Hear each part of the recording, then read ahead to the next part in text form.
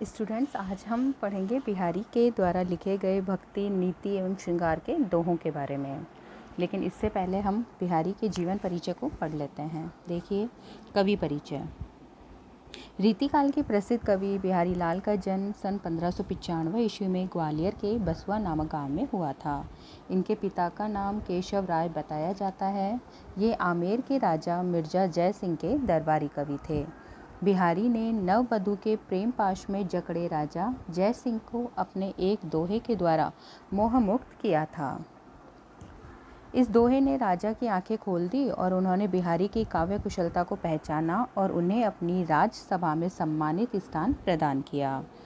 कवि बिहारी को गागर में सागर भरने वाला कहा जाता है। दोहे जैसे छोटे छंद की गागर में रस, अलंकार, विशद, अनुभव, कल्पना, वैभव और भाव विभूति का सागर भरकर बिहारी काव्य जगत में अमर हो गए हैं। कवि ने नीति, श्रृंगार और भक्ति आदि विविध विषयों को अपनी कविता का विषय बनाया है। अर्थ की गंभीरता, सटीक शब्दावली के प्रयोग, अलंकारों की सज्जा, रसों की सरसता आदि आपके काव्य में विशिष्ट गुण हैं। तो देखते हैं पाठ में क्या बताया गया है। पाठ परिचय देखिए। पाठ्य पुस्तक में बिहारी सतसई में संकलित दोहों में कवि बिहारी के भक्ति, नीति और श्रृंगार परक दोहों का प्रस्तुत किया गया है। राधा की स्तुति के साथ इन रचनाओं का प्रारंभ हुआ है। कवि चतुर राधा से अपनी सांसारिक बाधाएं दूर करने का अनुरोध करते हैं। राधा मनमोहन के हृदय में निवास करती है, अतः राधा को मना लेने पर मनमोहन स्वयं ही प्रसन्न हो जाते हैं। कवि अपने इष्ट श्री कृष्ण के साथ ही रघुराय श्री राम का भी स्मरण कर रहा है। श्री कृष्ण को उलाहना दे रहा है कि वह उसकी पुकार नहीं सुन रहे हैं। श्री कृष्ण के श्याम रंग की महत्ता बताते हुए उनके भजन में मन लगाने की प्रेरणा भी कवि दे रहा है। इसके अतिरिक्त गोपियों और कृष्ण के हास, परिहास, नायिका के अद्भुत सौंदर्य, नायक नायिका द्वारा नयनों में बात करना आदि विषयों पर कवि के दोहे इस संकलन में उपस्थित हैं। तो देखिए, अभी अपन स्टार्ट करेंगे। यहाँ पर फर्स्ट जो है यहाँ पर कि मेरी भव बाधा हरो राधा नागरी सोई, जातन की झाई पड़े श्याम हरित दुति होए। यहाँ पे कवि बिहारी कहते हैं कि हे चतुर राधिका। यहाँ पे नागरी जो वर्ड है, नागरी का मीनिंग होता है चतुर, भव का मतलब होता है संसार। तो कवि कहते हैं कि हे चतुर राधिका, मेरी सांसारिक बाधाओं को दूर करो। हरो हरो यानी हरण करना, नष्ट करना, दूर करना। जातन की छाई पड़े श्याम हरित दुति होए, कि जिसके तन पर भी तुम्हारी छाया पड़ जाती है। तो देखो, अब श्याम यानी काला, हरित यानी हरा। तो काले यानी दुख, हरित यानी प्रसन्नता। तो उसके दुख किस में परिवर्तन हो जाते हैं? उसके दुख सुख में परिवर्तित हो जाते हैं। दो मीनिंग बताए गए हैं यहाँ पर कि श्याम का मतलब यहाँ पर काला होता है, काले का मतलब दुख से ले लिया गया है, और हरित यानी हरा होना यानी प्रसन्न होना। तो जिसकी भी तन पर तुम्हारी छाया पड़ती है तो उसके जो दुख हैं वो सुखों में परिवर्तित हो जाता है। लेकिन अन्योक्ति के अनुसार इसका एक और अर्थ निकलेगा यहाँ पर कि जातन की झाई पड़े श्याम हरित दुति होए, कि उसी प्रकार जिस प्रकार से श्याम यहाँ पे श्री कृष्ण को बता दिया गया है। पहले मैंने बताया कि काला और दुख से बताया, दूसरी लाइन में इसका अर्थ श्री कृष्ण से आ जाएगा कि जिस प्रकार से तुम्हारी छाया श्री कृष्ण पर पड़ने पर उन्होंने प्रसन्नता को प्राप्त किया है। सेकंड देखो, तोपर वारो उर्वशी सुने राधिका सुजान, तू मोहन के उर्वशी हवे उर्वशी समान। अब इसमें यमक अलंकार का प्रयोग किया गया है, क्योंकि यहाँ पे उर्वशी फर्स्ट लाइन में, फिर सेकंड लाइन में उर्वशी, और फिर सेकंड लाइन में लास्ट वर्ड में देखो उर्वशी। तो 3 बार आया है और तीनों बार में यहाँ पर इसका मतलब अलग है। पहले बार में है उर्वशी का मतलब है स्वर्ग की अप्सरा उर्वशी। फिर सेकंड जो उर्वशी है उसका मतलब है हृदय में बसना। फिर थर्ड यहाँ पर है उर्वशी का मतलब गले के आभूषण के समान। तो यहाँ पर क्या बताया कि तोपर वारो उर्वशी सुने राधिका सुजान, सुजान यानी सुंदर, कि हे सुंदर राधिका, हम तुम पर क्या बार सकते हैं कि तुम पर स्वर्ग की अप्सरा को भी न्यौछावर कर सकते हैं। तुम श्री कृष्ण के हृदय में, उर्वशी यानी श्री कृष्ण के हृदय में गले के आभूषण के समान बसी हुई हो। यहाँ पर यमक अलंकार का प्रयोग किया गया है। उर्वशी यहाँ पे 3 बार है और तीनों बार ही उसका मतलब अलग अलग लिया गया है। आगे देखिए, बंधु भय का दीन के को तारोय रघुराई। यहाँ पर एक जो दीन मनुष्य है, दुखी मनुष्य है, वो श्री कृष्ण से कहता है कि हे श्री कृष्ण, तुम हमेशा दूसरों के बंधु यानी मित्र रहे हो, दीन के यानी दुखियों के, कि हे श्री कृष्ण तुम हमेशा दुखियों के मित्र रहे हो। को तारोय के तारो यानी उद्धार करना, और उनका तुमने उद्धार किया है, उन्हें प्रसन्नता को उनको तुमने पार लगाया है। टूठे टूठे फिरत हो झूठे बिरद काहे, कि यदि तुमने मुझे संतुष्ट नहीं किया तो मैं यही समझूंगा कि तुम संसार में अपना यश झूठा ही फैलाते हो। यहाँ पर श्री कृष्ण के लिए कहते हैं, एक दीन मनुष्य है, उन्होंने कहा है कि यदि आप मेरा उद्धार नहीं करते हो तो मैं यही समझूंगा कि आप व्यर्थ ही अपना संसार में यश फैलाते हो। कब को टेर तू दिन रत होत न शाम सहाई, तुम ही लागी जगत गुरु जग नायक जगबाई। यहाँ पे जो कवि हैं वो कहते हैं कि टेर तू यानी पुकारना, दीन यानी दुखी, रट यानी बार बार पुकारना, होत न शाम सहाई, लेकिन श्री कृष्ण सहायता नहीं कर रहे हैं। तो कवि कहते हैं तुम्हो लागी जगत गुरु, कि हे जगत के ईश्वर, हे जग नायक, क्या तुम्हें भी इस संसार की बुरी हवा लग गई है। बाई बाई यानी हवा की बुरी हवा, कि तुम्हें भी इस संसार की बुरी हवा लग गई है, कि जिस प्रकार से संसार के स्वार्थी मनुष्य किसी की सहायता नहीं करते हैं, उसी प्रकार आप भी मेरी सहायता नहीं कर रहे हैं। या अनुरागी चित्त की गति समझे ना कोई। यहाँ पर कवि कहते हैं अनुरागी यानी प्रेम पूर्ण हृदय क्या चाहता है यह कोई नहीं समझता है, कि जो जो बूढ़े श्याम रंग त्यों त्यों उज्जवल होई, कि जितना जितना श्री कृष्ण के रंग में डूब जाएंगे उतने ही हम उज्ज्वलता अर्थात प्रसन्नता को प्राप्त कर लेते हैं। भजन कयो तात्यो भजो, भजो न एक बार, दूरी भजन जातो कयो, सोते भजो गंवार। यहाँ पर भी अब यमक अलंकार का प्रयोग किया गया है। पहले देखो भजो एक, फिर सेकंड दोबारा भजो, फिर थर्ड में फिर यानी 3 बार भजो वर्ड आया है, और तीनों बार में इसका मतलब अलग होगा। कि मैंने मेरे मूर्ख मन से तात्यो भजो, कि भजन कयो तात्यो भजो, कि भजन करने के लिए कहा तो वहाँ से भजो यानी भाग गया। भजो ने एक बार भी भजन नहीं किया। दूरी भजन जातो कयो, और जिस कर्म को अर्थात जिस बुरे काम को करने के लिए हम मना करते हैं या हम रोकते हैं, सोते भजो गंवार, और मूर्ख मन भाग करके वहीं जाता है या वही काम करता है। 3 बार यहाँ पर लिया गया है भजो, और वहीं पर ही उसका मतलब अलग अलग बता दिया गया है। अजो तोराना ही रहो श्रुति सेवक एक रंग, नकवस बेसरी लयो बसी मुक्तन के संग। इसे मोस्ट में कर लेना, इसका पहले समझो, बड़ा ही इसमें इतने श्लोक हैं लेकिन ये सबसे थोड़ा सा टिपिकल सा है। देखो इसे, तरोना का मतलब होता है यहाँ पर जो नाक कान का आभूषण होता है वो होता है तरोना। इसी के जस्ट नीचे देखो बेसरी का मतलब होता है नाक का आभूषण, और नाकवास होता है स्वर्ग। पहले इसे डायरेक्टली मैं ऐसे ही आपको बताती हूँ कि इसका क्या मतलब हो सकता है। देखो संसार में 2 तरह के मनुष्य होते हैं, ठीक है, जिसमें से एक मनुष्य, 2 मनुष्यों को लेकर देखो कि एक इंसान वो है जो डेली मंदिर जाता है, ठीक है, मंदिर जाता है, गीता के पाठ सुनता है, सब काम करता है। और एक मनुष्य वो है कि जो ये भजन है, गीता है, इनका जो सार है, वो मंदिर नहीं जाता है लेकिन वो अपने घर में रहता है, बाहर सब काम करता है, लेकिन जो भजन में जो सार बताया गया है, गीता में जो सार बताया गया है, उसको अपने जीवन में उतार लेता है।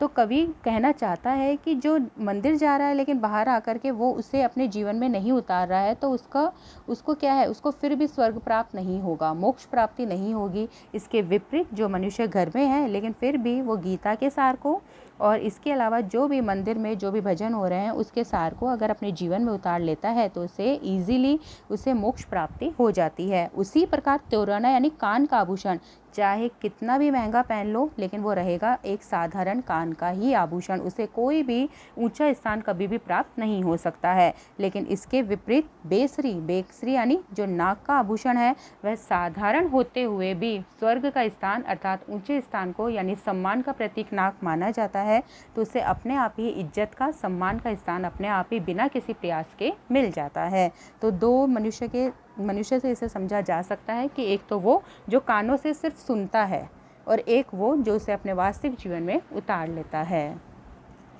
आगे देखो, सघन कुंज छाया सुखद शीतल सुर भी समीर। यहाँ पे कवि कहते हैं कि सघन यानी घने, कुंज यानी उपवन में, छाया यानी छाया, सुखद यानी सुख देने वाली है।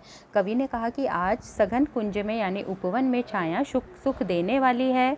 शीतल सुर भी समीर, शीतल यानी ठंडी, सुर भी यानी सुरभि यानी सुंदर या अच्छी, समीर यानी हवा, कि आज यहाँ पर क्या चल रही है, शीतल हवाओं के झोंके चल रहे हैं।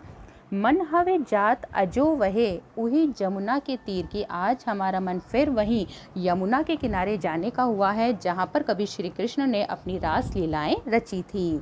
कि मन हवे जात अजो वहे, कि आज हमारा मन फिर वहीं जाने का हुआ है यमुना के किनारे जहाँ पर कभी श्री कृष्ण ने रास लीलाओं को रचा था।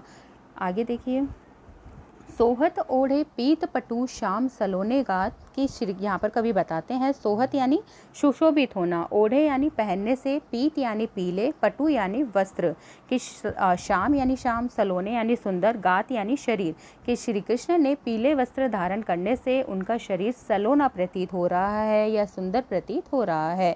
कि पीले वस्त्र धारण करने से श्री कृष्ण का शरीर सलोना प्रतीत हो रहा है। मानो नीलमणि पर्वत पर, शैल शैल यानी पर्वत पर, आतप यानी प्रकाश, पर्यो यानी पड़ रहा है, प्रभात यानी सुबह का, कि मानो नीलमणि पर्वत पर सुबह के सूर्य का प्रकाश पड़ रहा है। ऐसा सुशोभित उन्होंने श्री कृष्ण का शरीर बताया है। यहाँ पर मनो, मनो एक वर्ड आ गया है, तो यहाँ पर कौन सा अलंकार हो जाएगा, जहाँ पर जनु जानो, मनु मानो, जानहु मानहु, ये वर्ड जहाँ पर आ जाते हैं वहाँ पर अपने पास में उत्प्रेक्षा अलंकार हो जाता है। आगे देखिए, यही आस अटक्यो रहत अली गुलाब के मूल, कवि बताते हैं कि एक ही आस, एक ही उम्मीद के कारण अली यानी भंवरा गुलाब की जड़ों में रहता है। मूल, मूल यानी जड़ों में रहता है, क्योंकि गर्मी के दिनों में अब सभी फूल झड़ चुके हैं, अभी वहाँ पर सिर्फ कांटे रह गए हैं, लेकिन कवि बताता है कि एक उम्मीद होती है जिसके कारण से जो भंवरा है वो गुलाब की जड़ों में रहता है, क्योंकि वह जानता है कि फिर से बसंत ऋतु आएगी, इन डारनू व फूल, और इन्हीं डालियों पर फिर से फूल खिलाएंगे और वह फिर से रसपान कर पाएगा। अर्थात हमें किसी भी परिस्थिति में अपने मित्र का साथ नहीं छोड़ना चाहिए, क्योंकि परिस्थितियां परिवर्तित हो जाती हैं। को छूट्यो ही जाल पड़ी कत कुरंग अकुलात, कवि बताते हैं कि कोई भी मनुष्य यदि इस सांसारिक मोह माया के जाल में यदि फंस जाता है तो उसकी स्थिति उसी व्याकुल, कुरंग, कुरंग यानी हिरण के समान हो जाती है। अकुलात, अकुलात यानी व्याकुल, कुरंग यानी हिरण के समान हो जाती है।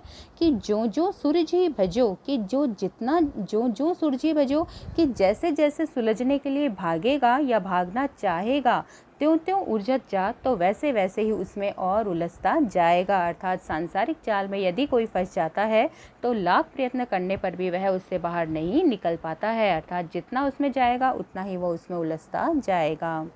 बतरस लालच लाल की मुरली धरी लुकाई, यहाँ पर जो गोपियाँ हैं वो श्री कृष्ण से अधिक समय तक बातें कर सके, इसी लालच में आकर के श्री कृष्ण की बांसुरी को छुपा लेती हैं। लुकाई, लुकाई यानी छुपा लेती हैं, कि बतरस, बातों के रस के लालच में श्री कृष्ण की बांसुरी को गोपियाँ छुपा लेती हैं। सोह करे, और जब श्री कृष्ण उन्हें कसम देते हैं, सोह करे, सोह करे यानी कसम देते हैं, बहुनु हंसे, तो आंखों ही आंखों में हंसती है, देन कहे नट जाए, जब श्री कृष्ण उनसे बांसुरी मांगते हैं तो वह मना कर देती है, नट जाए, नट जाए यानी मना कर देती हैं कि हमारे पास कोई भी बांसुरी नहीं है। क्यों करती हैं गोपियाँ ऐसा, वो श्री कृष्ण से अधिक समय तक बातें कर सके, इसीलिए वो ऐसा करती हैं। नाची अचानक ही उठे बिन पावस वन मोर, कवि बताते हैं कि आज बिना वर्षा ऋतु के ही अचानक वन में मोर नाच उठे हैं। जानती हो नंदित करी यह दिशि नंद किशोर, और वास्तविक रूप में हुआ क्या है कि श्री कृष्ण कैसे हैं, घनश्याम, घनश्याम यानी बादलों के जैसे काले हैं, तो श्री कृष्ण इसी दिशा में आ रहे हैं या इसी उपवन की दिशा में आ रहे हैं, जिसे देख करके मोर को यह आभास हो गया है कि शायद वर्षा ऋतु का आगमन हुआ है, और वास्तविक रूप से श्री कृष्ण का आगमन यहाँ पर हो रहा है।